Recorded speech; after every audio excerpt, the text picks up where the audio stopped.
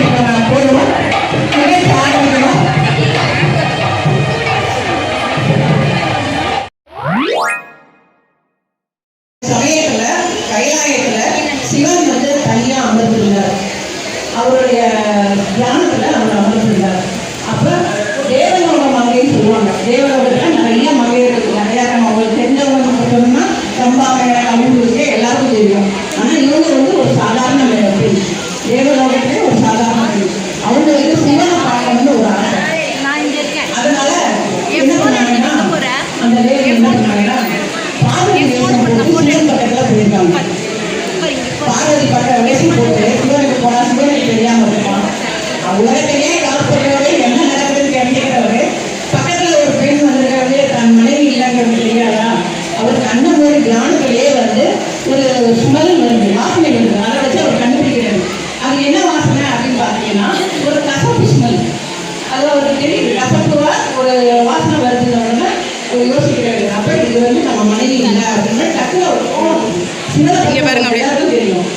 எதுனால உடனே அவருக்கு என்ன ஒரு கோபம் தான் முதல்ல. அதே மாதிரி அவருக்கு கோபம் வந்தது நீங்க மனைவியர்ல பார்வதி வேஷம் அணிந்து வந்த வேறொரு பெண் அப்படின்னு சொல்லிட்டு அவர் கையில இருக்கிற சூழ்நிலை எடுத்து அவருக்கு மேல எறிகிறார். அந்த லேடி மேல, அந்த மங்கை மேல அது பண்ண போகும்போதே அந்த தீப்பிடிச்சு எரிஞ்ச உடனே அந்த அம்மா வந்து அந்த மங்கை வந்து தன்னுடைய சுயத்தை கொண்டாடுறாங்க. அவங்களுடைய ரூபம் கலைஞ்சது. பார்வதி அம்மாவுடைய ரூபம் போய் அந்த அந்த அம்மா ஒரு சுயரூபம் வந்தது. அவங்க பேர் என்னன்னு கேட்கிறாங்க. அந்த சிவன் கேட்கிறாங்க, நீ என் மனைவி வேகத்தில் வந்திருக்கிறாய், எனக்கு தெரியாது என்று நினைத்தாயா, இது மாபெரும் தவறு அப்படின்னு சொல்லி கொண்டே நீ எங்கேருந்து வந்திருக்கிறான்னு கேட்கிறாரு. அப்ப சொல்றாங்க, சுவாமி எனக்கு வந்து என் பேர் வந்து ஆதி, நான் வந்து உங்களை பார்க்கணும், உங்க கரெக்டன் பார்வை என் மேல படகுங்கிறதுக்காக நான் அந்த தவறை செஞ்சேன் அப்படிங்கும்போது சிவன் சொல்றாரு, நீ வந்தது நினைக்கிறதெல்லாம் தப்பு இல்லை, ஆனா என் மனைவி இப்படி வந்தது தவறு, அதனால் உனக்கு கண்டாயம் சாபம் உண்டு. நீ கசப்பான ஸ்மெல்லோட நீ வந்ததுனால் பூலோகத்தில் கசப்பு உள்ள மரமாய், அதாவது வேப்ப மரமாய் நீ பிறக்க கடவுள்னு சொல்லி சாபம் கொடுக்க. அதுல இருந்துதான் நமக்கு வந்து வேப்ப மரம் பூலோகத்துல இருக்கு. சரி, அப்ப அந்த அம்மா கேட்கிறாங்க, இது மரம் கசப்பு கொடுத்தா என்னால என்ன பயன், எனக்கு கஷ்டம் தானே, அது எனக்கு இந்த சாபம் நீங்க வழி இல்லையான்னு சொல்லிட்டு கடவுள்கிட்ட கேட்கிறாங்க. அப்ப அந்த நம்ம சிவன் என்ன பண்றாரு, கோபத்துல சொல்லிடுறாரு. அதுக்கப்புறம் சாப விமோசனம் சொல்றாரு. என்ன சொல்றாருன்னா, ஆதிபராசக்தி வந்து சக்தி வாய்ந்த அம்மை, நீ வந்து அந்த அம்மா அவளுக்கு உனக்கு எப்பயுமே உண்டு, இது நான் கொடுக்குற வரம், அதனால உன்னை வணங்க வருபவர்கள் வேப்ப மரம் அந்த மர இலைகளை வைத்துதான் உன்னை வணங்க வருவாங்க. உன் திருவிழா என்றால் வேப்ப மரம் இருக்கும், அம்மனுடைய திருவிழா என்றால் வேப்ப மரம் இருக்கா, அப்படி இல்லாம கிடையாது, இந்த வரத்தை நான் உங்களுக்கு அடிக்கிறேன். அவங்க வயசு அனுபவம், ஆனா அது மாணவன் அவனுக்கு தெரியல. மறுநாள் வரலாம், கிளாஸ்ல வந்து சீடர் வந்து உட்கார்ந்துருக்காங்க, குருவும் வந்துட்டாரு, வணக்கம் சொல்றாங்க, கேட்கறாங்க. அப்ப அவர் சொல்றாரு, நீங்க அந்த விடை தெரிந்து கொண்டாயா அப்படின்னு. இல்ல, இதை யாருக்குமே தெரியல, இது சொன்னா நல்லது அப்படின்னு கேட்கறாங்க. அப்ப அவர் சொல்றாரு, சொல்றாரு, பூனை வந்து தன்னுடைய குட்டிகளை அப்பப்ப இடமாற்றும். அந்த இடமாற்றும் போது அது என்ன செய்யும், வாயை கவிதான் கொண்டு போகும். அதுக்கு என்ன காலம் இருக்கு, வாயில உள்ள பற்களை வச்சுதான் அந்த இடத்த மாத்தி மாத்தி கொண்டு போகும். அப்படியேதான் அந்த குட்டிக்கு அந்த பற்கள் ஏதாவது காயம் பண்ணுதா, தன்னுடைய குட்டிய சேஃப்டியா அந்த பல்லால கொண்டு போக முடியுது. அதே ஒரு எலி வருதுன்னு வச்சுக்கோங்க, அதோட உணவு, அந்த உணவை பிடிக்கிறதுக்கு ஏதாவது பண்ணுது, அதே பல்லால தான். அப்ப அந்த பல்ல வச்சு கடிச்சுதான் அது சாப்பிடுறது, பிடிக்குது எல்லாமே. அந்த பல் வந்து பூனையோட பல் வந்து நல்லதும் இருக்கு கெட்டதும் இருக்கு. அதை வந்து அந்த மாணவர்கள் புரிஞ்சுக்க அவர் விளக்க சொல்றாரு. இதே மாதிரிதான் உலகமும். நீங்க எல்லாம் நினைப்பீங்க வீட்டுக்கு மீது வாசப்படியே ஆயிரத்தி பிரச்சனைகள் இருக்கும், சாமி கும்பிடுறவங்க என்ன இருக்கு அப்படின்னு நீங்க எல்லாம் கேட்கலாம். எல்லாருமே ஒரு எண்ணத்துல தான் வந்திருப்பீங்க, ஒரு வேண்டுதலை வச்சு வந்திருப்பீங்க. அதுக்குதான் விளக்க சொல்றேன்.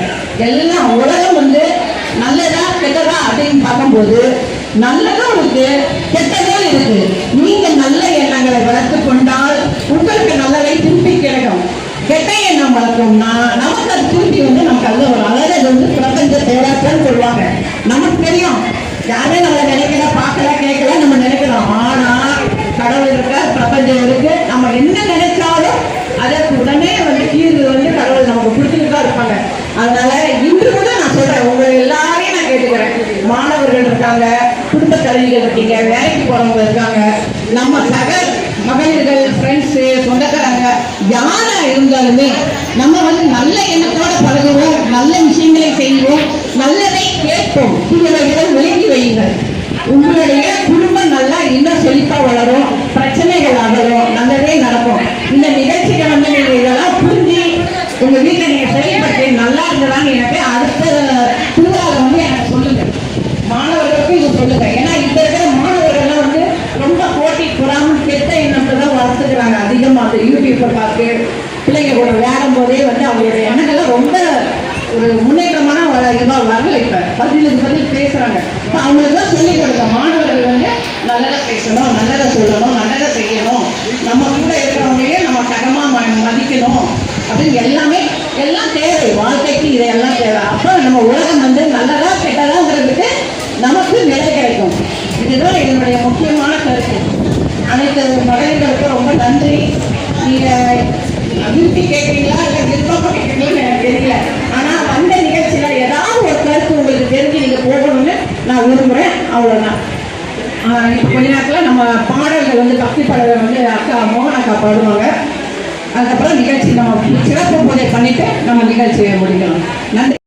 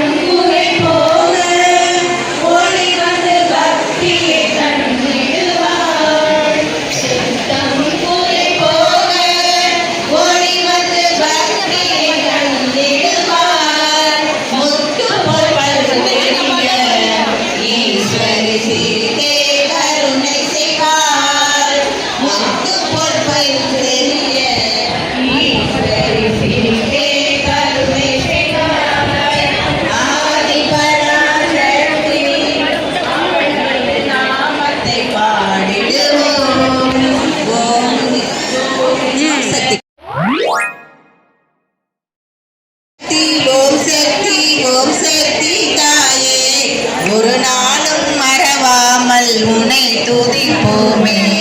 ஓம் சக்தி ஓம் சக்தி ஓம் சக்தி தாயே, ஓங்கார ஒளியோடு எழுந்தருள்வாயே.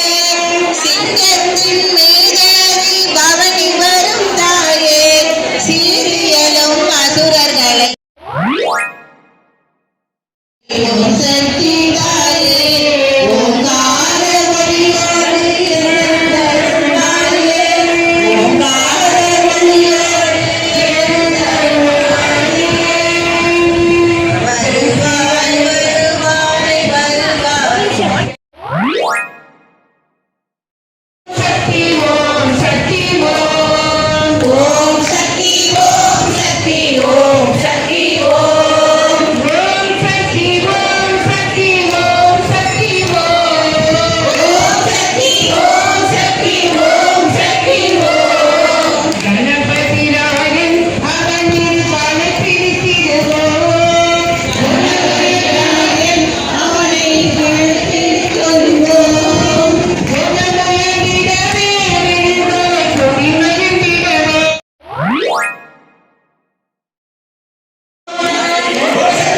சக்தி ஓம் பராசக்தி ஓம் சக்தி ஓம் சக்தி ஓம். ஜெய் ஸ்ரீ அன்னை பராசக்திக்கு ஜெய்.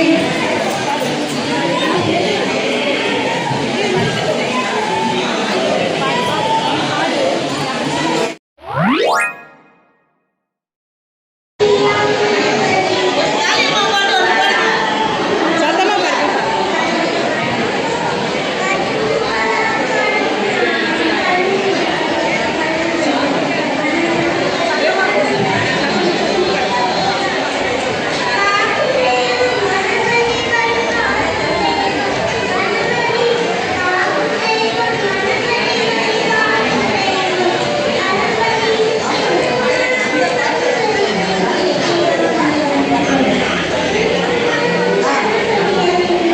நாங்கெல்லாம் வந்துருச்சு காளி கோயில்.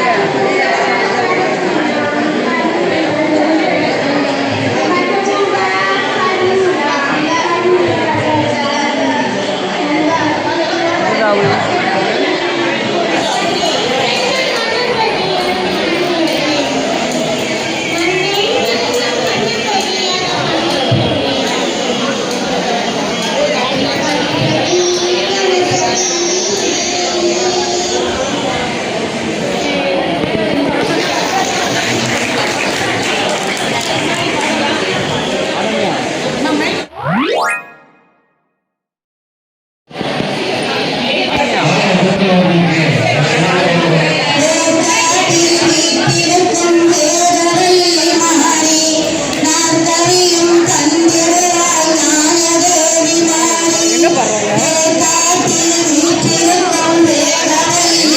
ஆ